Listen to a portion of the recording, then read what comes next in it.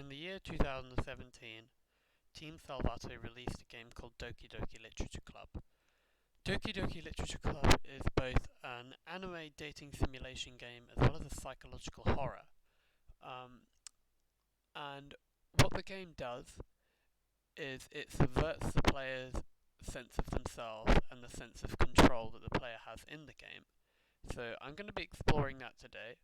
The ways in which the game lulls you in with a false sense of security, giving you these seemingly innocent options as to which characters you'd like to romance, who you'd like to appeal to, and ultimately how it ends up taking that power away from you, as the outcomes are always the same. So the player is ultimately forced to submit to the game's horrifying and unfair rules.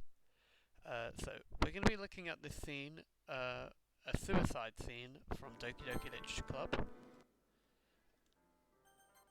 And here, so Yuri is being manipulated by Monika, who is the antagonist of the game.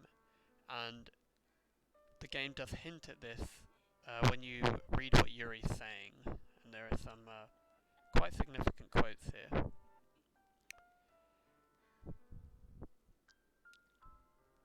So, she's incredibly obsessed over the player, and here, I'll just rewind that. Why does it feel like something horrible is going to happen? So, the game is actually telling you that something's not right. Yuri's being manipulated, and this is going to have consequences. So she's confessing her love to the player now. In a very eerie, disturbing way. So, here, this line, I just want to pull your skin open and crawl inside of you. Now, this is actually referencing what Monika is doing to Yuri in this very scene. So, Monika is the antagonist of the game, and she is controlling the other characters in the game and amplifying their negative tendencies, such as their suicidal thoughts, self-harm, and for her to say here that she wants to pull her skin open and crawl inside of the player, that's something very similar to what we see Monika doing to Yuri at this very moment. And in a second, she's going to ask if you accept her love confession. And this is very blunt here, it's just literally a yes or a no. And it's important to mention that no matter what the player picks, whether they pick yes or no, the outcome is exactly the same. So Yuri commits suicide directly after an answer is given. And the suicide scene itself is very disturbing. So here, you can see the text is black and white. It's blocky. It's glitching out of the text box.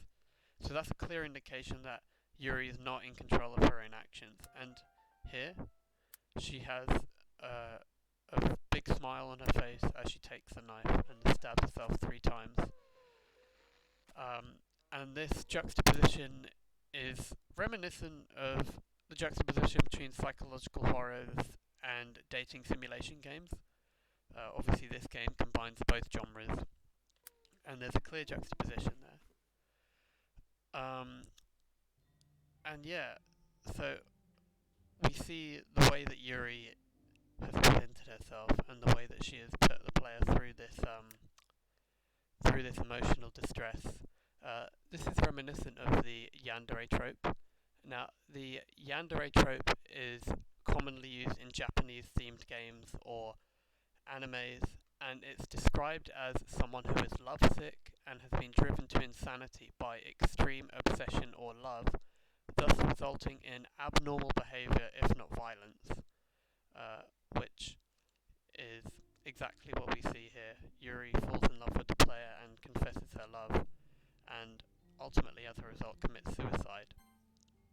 And during this scene there's 3 different ways that the player can advance the text. You can either do what the player has been seen to do here, which is just click through the individual text boxes, and this will take an extremely long time because there's thousands of text boxes to go through. Alternatively, you can do what I think the player will start doing in a moment, which is clicking the skip button and skipping all of the text. Alternatively, you can click the load button just here, and you can load your save file, and after you load the save file, about half a day will have advanced. And all of these are fine. There's no best way or correct way to experience this scene, because ultimately the game is inviting the player to mourn the loss of Yuri, and even to make them feel guilty, despite every outcome being the exact same, regardless of the choices the player makes. The outcome is always the same. Yuri will always commit suicide, and you'll be left watching her body decay for 3 in-game days. If you click the skip button, this normally takes a couple of minutes. And yeah, those are some of the ways that Doki Doki Literature Club takes away the player's sense of control and ultimately forces them to subject to the rules of the game itself, whilst giving the illusion of free will and the illusion of making decisions in the game.